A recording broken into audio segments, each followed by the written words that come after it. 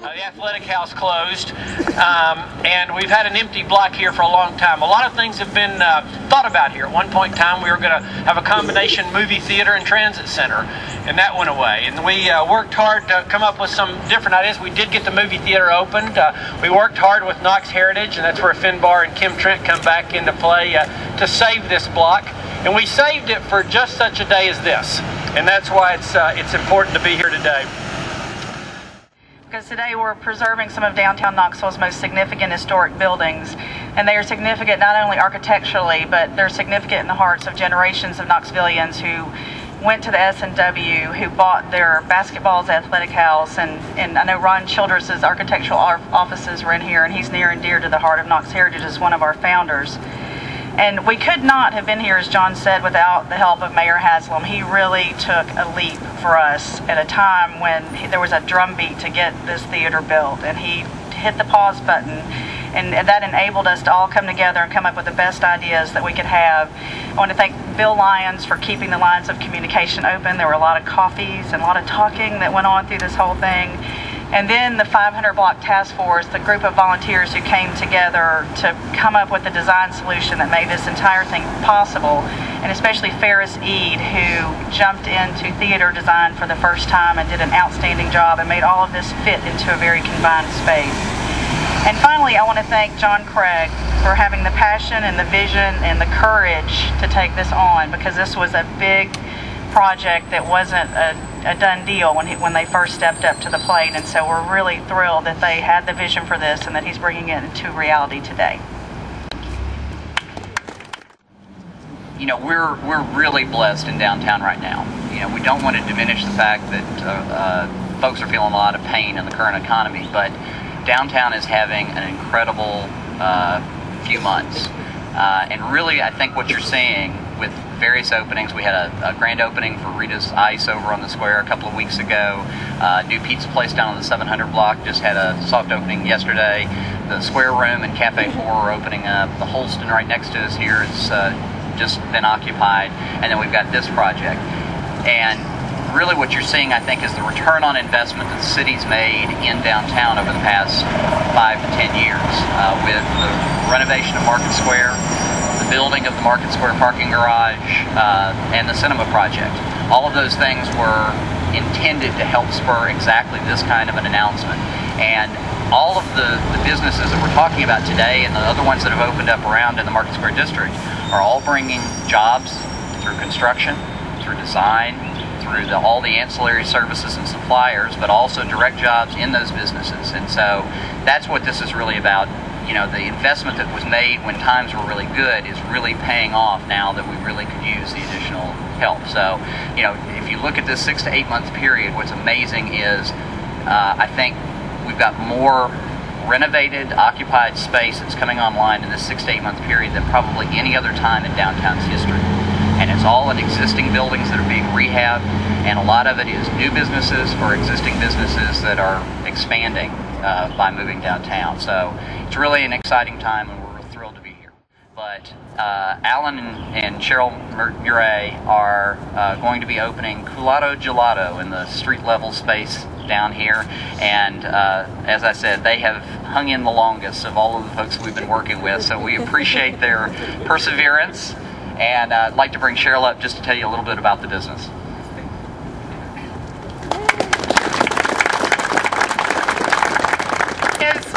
As my husband and I were walking here this morning, we kind of looked at each other and we said this was like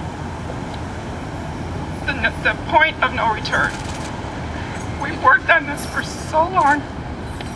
We've done so much traveling to learn our product, to learn how to make gelato, the Italian one, to learn how to make paninis. And it just seems like we were never going to get to this point. And we came out of retirement. We thought we were going to go back into retirement if it took much longer.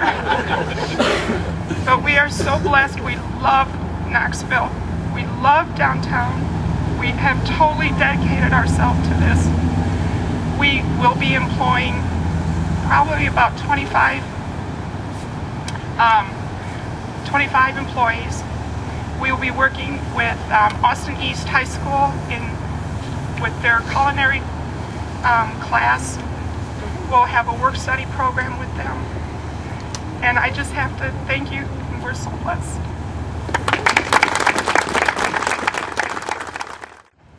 One of the really great things about this project is it really is a privilege to be able to work on this building. Anybody my age or older who's from Knoxville has memories of the S&W. And one of the things we've learned through this past couple of years is every time the S&W comes up, first thing that happens is people smile. And the second thing is they want to tell you their story. They have great memories, and it's a part of their past that they're just very, very fond of, and they want to be able to share that. And so we've had so much excitement that's been generated by this. We've had people who've been offering us different pieces and parts of silverware and whatnot, tables that have been stored in garages or whatever, and trying to bring those things back. We had a call one day from a fellow who said he had some of the molding and wanted to know if we could use it. And Tim talked to him and said, well, how did you come to get this molding? He said, well, I was one of the carpenters that installed it in 1938. 92 years old, and he was an apprentice carpenter who helped to install this back in the day. So it has really been a phenomenal journey for us. I've learned more than anybody ever wants to know, but I'll tell them anyway about the S&W and the history. And it really was just a phenomenal operation in its day. This restaurant, when it opened, the cafeteria could serve 700 people an hour, and it was the highest of high tech in 1938. So we're thrilled to be able to bring it back, and we're especially thrilled because you wanted to find the right tenant for that space. And I was actually at a Knox Heritage planning event, and I knew everybody in the room except this one woman. And we went around the room, and she introduced herself as Stephanie Beless from North Shore Brasserie. And I went up to her afterwards and I said, you know, I've been talking about you for the past couple of years as an example of a restaurant in West Knoxville that really needs to be downtown. She said, I know. People keep on trying to show me their space, but I've told them there's really only one place I'd ever do a restaurant, and that's the S&W. Well, I might be able to help you with that. And so it's been that kind of serendipitous, wonderful coincidence that has brought all of us together. But I can tell you that as passionate as I am about this building, Stephanie and her brother Brian and her chef Shane Robertson are equally, if not more, passionate about it. So to tell you about the S&W Grand Cafe, I'd like to bring up Stephanie Beless.